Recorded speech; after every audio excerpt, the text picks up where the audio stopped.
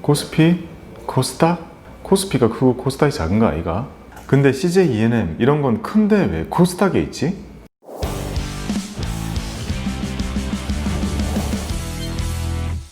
안녕하세요, 박구미입니다. 우리는 너무나 당연해서 아무도 알려주지 않은 것들에 대해 놓치기 쉬운데요. 그래서 오늘은 우리 주식 매수자들이 활동하고 있는 이 주식 시장에 대해서 기본적인 내용들을 정리해 보겠습니다.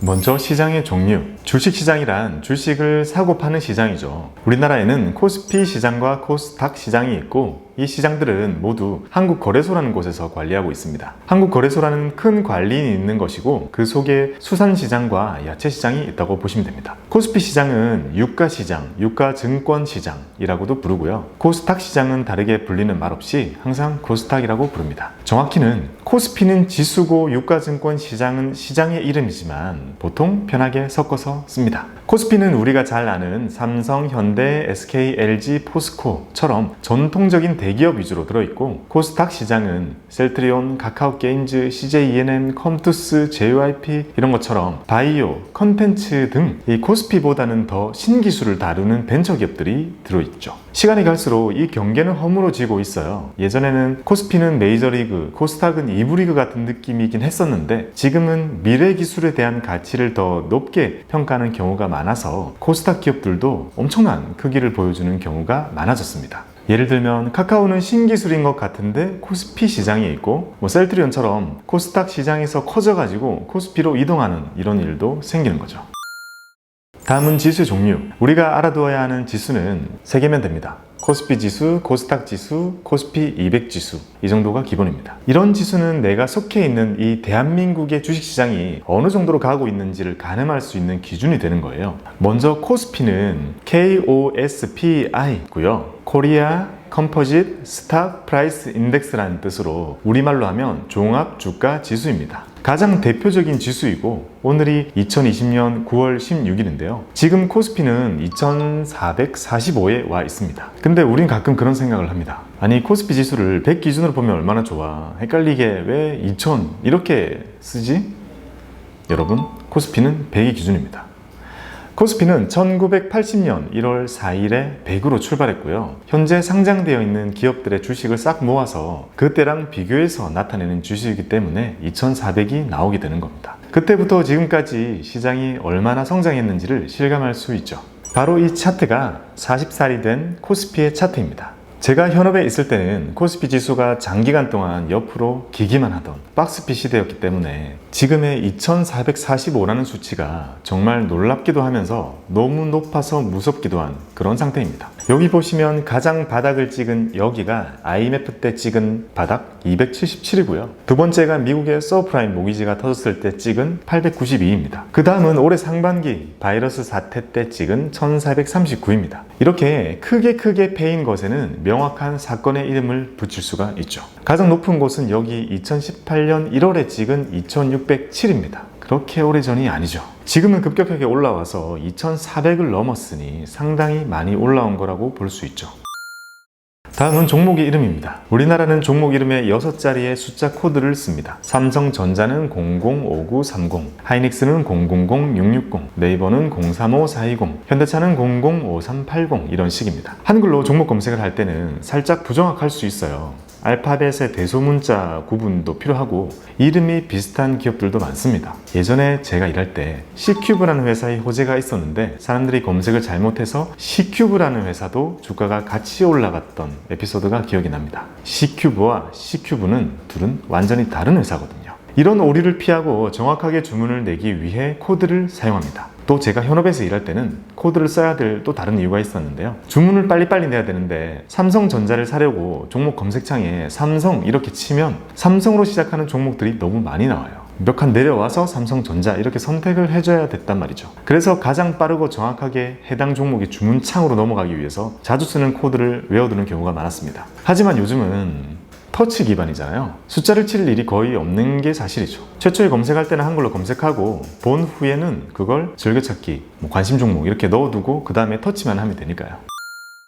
다음은 주문 시간입니다. 주식시장도 시장이기 때문에 열리는 것을 장이 열린다 이렇게 표현을 하고요. 열려있는 동안은 장중, 장시간, 정규장 이렇게 표현합니다. 월요일부터 금요일까지 열리고 주말은 쉽니다. 공휴일도 쉽니다. 근로자의 날에도 쉽니다. 거래소를 운영하는 것도 근로자고 주문을 내주는 증권사의 직원도 근로자니까 이날은 쉬어야죠. 그리고 한 해의 마지막 날에도 장이 열리지 않습니다. 납폐일, 폐장일, 휴장일 이런 식으로 부르고요. 이날은 증권사의 직원들이 출근을 하지만 유일하게 주식시장이 열리지 않는 유일한 날입니다. 그리고 주식시장은 하루 중에 아침 9시부터 오후 3시 반까지 열립니다. 그리고 장이 끝나기 전에 3시 20분부터 3시 30분까지 이 10분간은 조금 다른 방식으로 주문이 체결되기 때문에 여러분들은 맘 편히 아침 9시부터 오후 3시 20분까지 주문을 낼 수 있다고 생각하시면 됩니다. 또한 이 정규장 앞 뒤에도 주문을 낼 수 있는 별도의 시장이 따로 열리거든요. 시간의 종가, 시간의 단일가 이런 시장이 있는데 여러분들은 이것까지는 활용하실 일은 없으실 거고요. 정말 급한 경우에 이용할 수 있는 시장이 있다는 정도만 기억하시면 되겠습니다.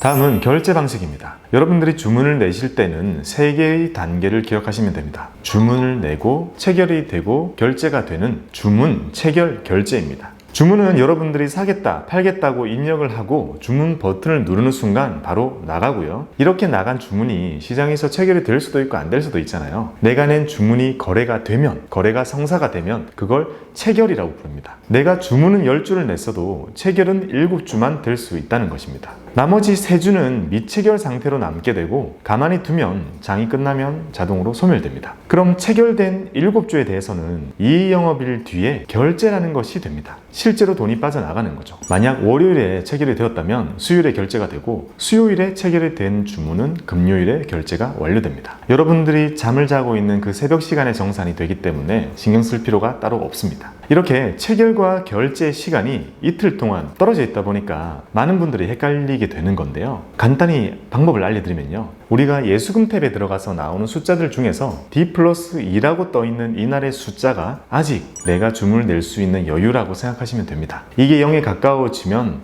이제 주문을 낼 여력이 얼마 안 남았구나 그렇게 생각하시면 됩니다. 사고 팔 때 바로바로 결제가 되면 헷갈리지 않을 텐데 왜 이렇게 되어 있는 것일까요? 기본적으로 한 사람이 정해진 자금으로 하루에도 여러 번 샀다가 팔 수 있죠. 소량의 돈으로도 하루에 몇백 번 주문을 낼 수 있고 큰 거래 대금을 만들어낼 수 있습니다. 이런 주문을 모두 결제하고 추적한다는 것은 오히려 비효율적인 것이 될 수 있죠. 예를 들어 우리가 친구 사이에도 10만원 빌린 친구랑 8만원 빌린 친구랑 서로 만났을 때 한 명이 10만원을 다 챙겨와가지고 갚으면 그걸 받아서 다시 8만원을 갚지 않죠. 이 친구가 이 친구한테 2만원을 주면 끝나는 거니까요. 주식시장도 마찬가지입니다. 거래가 너무 많으니까 알아서 하루 종일 매매하고 시장이 끝나면 그 결과만 정산하는 시스템인 거죠. 그래서 만약 오늘 주식을 팔았으면 그 돈이 실제로 2일 뒤에 들어올 거 아니에요. 근데 정산하는 방식이기 때문에 2일 뒤에 들어올 돈을 기다리지 않아도 오늘 재매수가 가능한 것입니다. 실제로 결제돼서 돈이 들어오고 나가고 출금이 가능하고 이런 걸 신경 쓰기보다는 나에게 주문을 낼 예수금이 얼마가 있는지만 신경 쓰면 되는 거죠.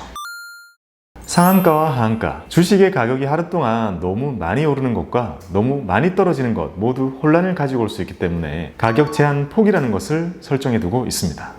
그래도 끝없이 오르면 기분 되게 좋겠다.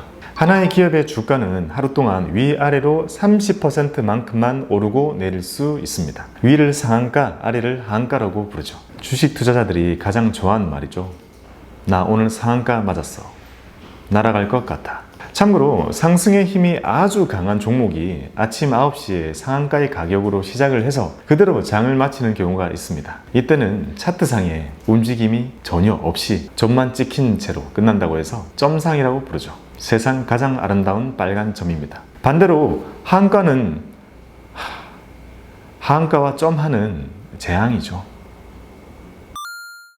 다음은 비용입니다. 우리가 우리나라 시장에서 주식을 매매하기 위해서 지불해야 하는 비용들은 증권사에 내는 매매 수수료, 한국거래소에 내는 증권거래세, 증권업 관련 기관들에게 내는 유관기관 수수료가 있습니다. 증권사의 매매 수수료는 증권사의 어떤 서비스를 이용하냐에 따라서 수수료율이 달라집니다. PB가 직접 상담하고 손수 주문을 내주면 0.5%, 내가 스스로 스마트폰으로 주문을 내면 0.2%, 온라인 전용 계좌를 열고 스마트폰으로 내면 0.015%, 증권사에서 평생 무료 이벤트 등을 이용하면 0% 이런 식입니다. 증권거래세는 매도할 때, 팔 때만 0.25%를 냅니다. 유관기관 수수료는 증권사별로 조금씩 다르긴 한데요. 보통 0.003%나 0.004% 수준입니다. 참고로 어느 순간부터 증권사의 평생 무료 수수료 이벤트에서 평생 무료라는 말을 쓰지 않고 있죠. 그건 꼭 내게 되는 이 유관기관 수수료 0.003% 정도가 낮은 수준이긴 하지만 부과가 계속 되거든요. 그래서 많은 분들이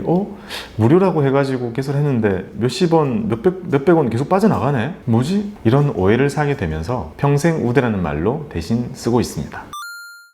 수익입니다. 주식은 누군가가 파니까 사는 거고 누군가가 사니까 파는 거죠. 이렇게 우리는 누군가의 돈을 뺏어와서 돈을 번다는 착각을 하기 쉽습니다. 하지만 그런 시각은 바람직하지 못합니다. 그것은 주식시장 전체를 판돈이 정해져 있는 도박으로 보는 것과 다를 바 없습니다. 시장을 만약 그렇게만 한정 짓는다면 미래 성장성을 보는 게 아니라 기술적인 것만 중요해지죠. 하지만 실제로 시장이라는 것은 장기적으로 계속 성장합니다. 각 기업들이 만들어내는 부가가치들이 돈의 형태가 되어서 이 시장에 계속 쌓이게 됩니다. 우리는 이렇게 쌓이는 성장분을 내 몫으로 가지고 가기 위한 수익 추구를 해야 합니다. 앞서 말씀드렸던 걸 투기라고 한다면 이걸 투자라고 하죠. 전자를 하는 사람을 트레이더라고 한다면 후자를 인베스트라고 부르고요. 전자는 테크닉이 중요하다면 후자는 인사이트가 중요하죠. 전자를 타짜라고 한다면 후자는 카지노의 주식을 가지고 있는 주주라고 할 수 있습니다. 우리가 어떤 투자를 해야 되는지는 아마 감이 오실 겁니다.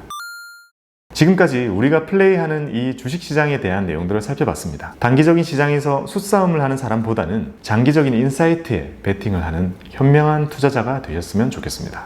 여러분들의 장기적인 성투를 기원합니다. 감사합니다.